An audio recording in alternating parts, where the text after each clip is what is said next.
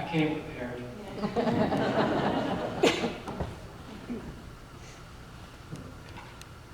God, there's so many short people in this place.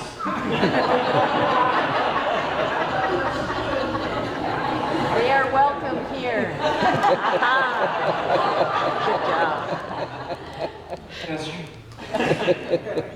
So,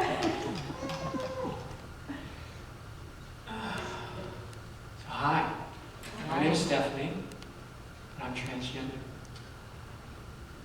Most of you today already know that, but I'm sure there's one or two of you out here that are looking at me going, her, transgender? Why would such a striking woman want to be a man? I'm in complete agreement with you. I didn't. I'm not. But I'm not here to talk about those knots. Not all of them. I'm here to talk a little bit about what I am today and what my life is like today. So once again, I'm Stefanie. Many of you have known me as Steph, but that was an interim name and identity that I laid to rest gratefully. And I am a transgender woman. When I say it, it sounds so simple and easy and plain, straightforward, like the color of my eyes or my top. And at the health club where I work, when I talk to my fellow young employees and young students, young people in their 20s and 30s, it's just like that to them. Transgender? Cool. What do you want to go by? What do you want to be called?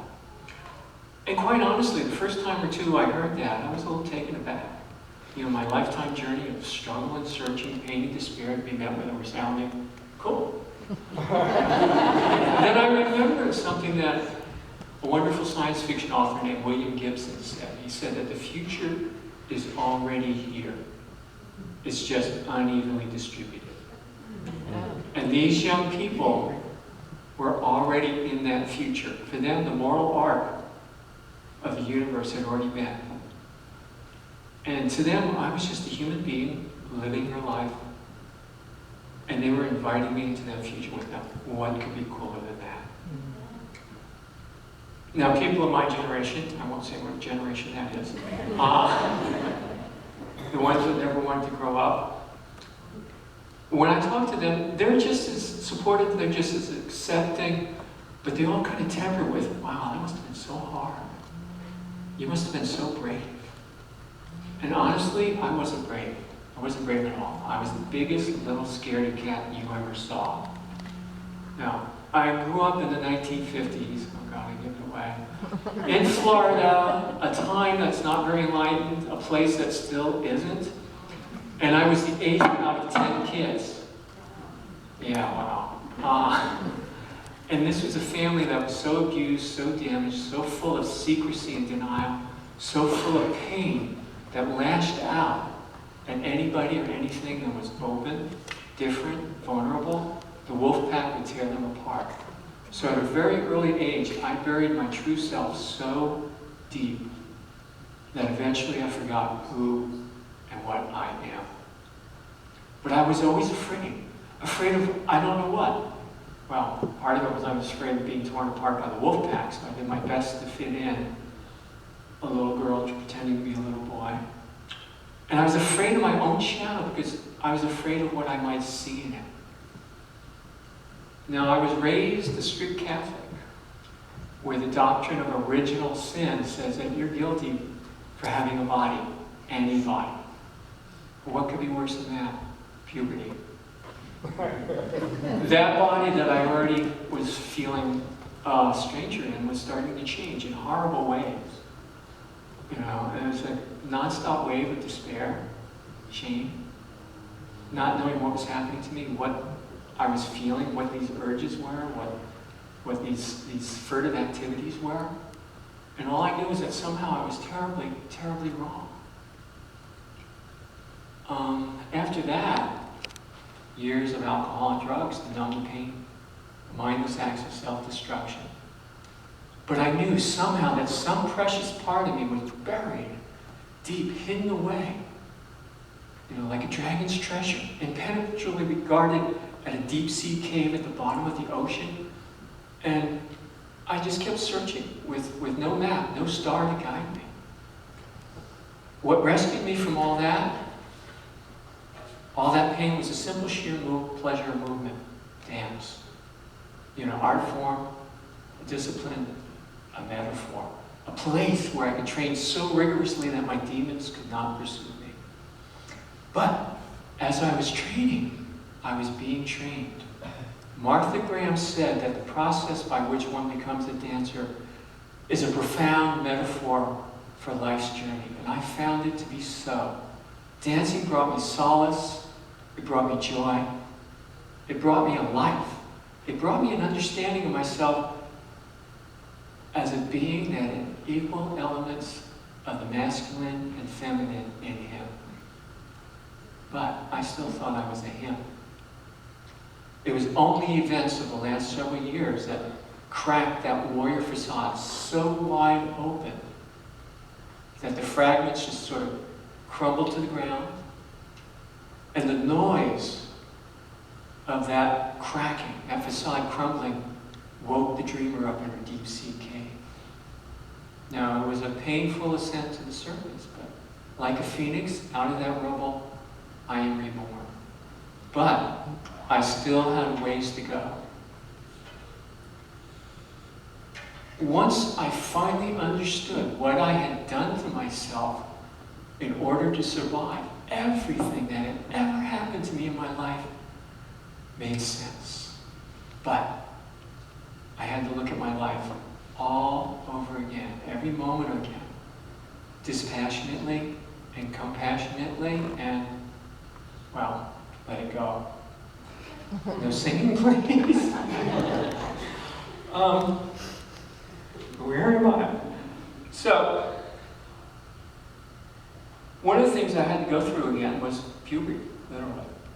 But at least this time I was able to grow up straight and tall and proud. And I'm tall, and I will stand out, but not because I'm tall, but because I am free. And freedom is an amazing thing. Like a traveler in the desert, once you get that first scent of fresh water on your nostrils, that flare and fill with the scent of hope and life, and you're filled with an energy that you didn't know that you had just a second before. And you surge forward when you feel that first taste of it on your tongue, the first cool, refreshing splash of it on your skin. You never, ever wanted to stop. And my freedom, my being totally gloriously free, came in the space of a breath. I went into the office of the owner of the club where I work and said, "Hey, Kathy, you got a sec?" She said, "Yeah, sure. Sit down, tell me what's going on in your mind." I said, "Well, you might have noticed that I've been going through some changes lately, and I'm ready to move into an open phase of my transition. I'm transgender." And her response, I forget what she said, because a moment later she was holding me in her arms because I was crying. And as I exhaled, I was free. And the promise I had made to myself during the rocky moments of being reborn, the uncertain ones, where I lay weeping on the bathroom floor, that promise had come true. As I exhaled, I was free. I had stepped across a threshold, and when I turned around, the doorway was gone. It was just my life, everywhere, expanding. Just like the Big Bang. It only took a moment, but in that moment, I was free. I was out, I was free. Totally, glorious free. I was stunned. Completely stunned. I mean, could this really be happening? Could that deep sea dream that kept bubbling up like little air bubbles and intruding itself into my consciousness through all these decades really finally be happening? Yes, yes, yes, yes. Oh my God, yes. Getting to that moment took a lifetime. But that moment only took a moment. And now even the simplest acts of daily life are a joy to me, because for the first time in my life, I get to experience them as a free, wide-awake human being. And there is nothing or no one that can take that away from me. No one wants to be born transgender. We're all born human, aren't we? But something happens. I don't know what. Something happens. You know, we're born different, marked, wrong, shameful. We're a green monkey in a tribe of brown monkeys. To be ostracized, shunned, beaten down, or literally torn apart. All any one of us wants to do is live an ordinary human life, doing ordinary human things, in a body and soul that match. And oddly enough, it wasn't until I was able to accept my true identity as a transgender woman, a rainbow monkey, that I became that most ordinary of things, a human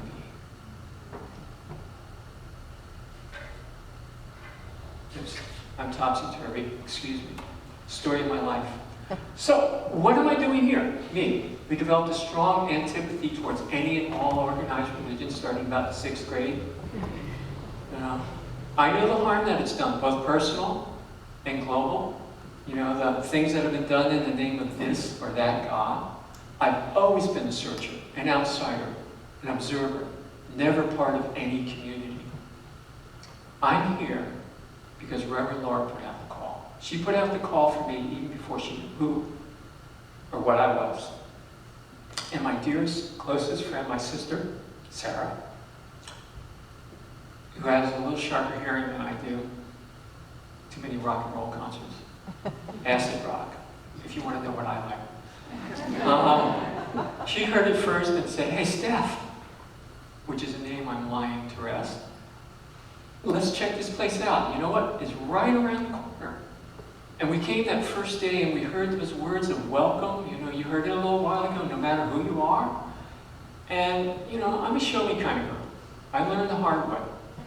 You know, you wait and see what the proof of the pudding is. But I looked around that first day and I saw a rainbow of people and families. And I thought to myself, there's more here than meets the ear.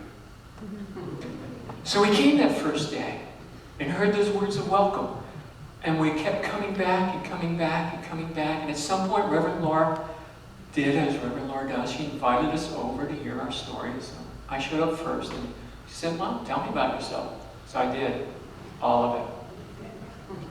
And her response, "How can we make you welcome in this place? What can we do to ease the burden of your journey?"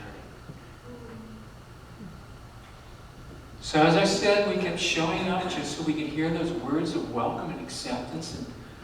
And it's such a hard time in our journeys for both of us. It was really important to hear them and imagine them being true. And I sat there in my pew, which by now should have branches and roots. I've watered it so much these past 2 years. Last year, at the beginning of the Lenten season, I was just getting ready to start hormone treatment to start a really fragile and vulnerable part of my journey. Transition, puberty. I meant it. Literally, puberty, again, all this fun emotional stuff. So there was that, plus rewriting all my emotional and mental and physical systems on the fly while I'm using them entirely. So I've been a little bit busy the last year. I haven't seen as friendly as I'd like to be. Remember the theme for last year's season of Lent? Change. Change. Reverend Laura talked about the caterpillar, the chrysalis, and the butterfly, and the imaginal cells. Imagine that, imaginal cells. She talked about these cells inside the caterpillar, inside the chrysalis that started vibrating, vibrating, vibrating, imagining the being to be, slowly consuming the caterpillar and turning it into another being. And I thought, what a perfect image for my season of change, because that is exactly what I was about to do. That is exactly what I have been doing. Having awoken from my dream, I still have one more hidden journey to take. So, for the past year, this magnificent church and you, magnificent people, have been my chrysalis, my chrysalis. And as I lit my candles and watered my pew, I have always felt safe and secure within these doors and accepted. And yes, beloved, And another Lenten season has gone by, and as if right on cue, the chrysalis was shed. And I was on the branch, in one of my soggy pews, drying my lovely, lovely wings. And as I joyfully, exuberantly take to the air, I want to thank each and every one of you for helping me take flight by embodying those few words and making me feel. Here it comes. And believe that truly, for the first time in my life, I am welcome here. Wrong.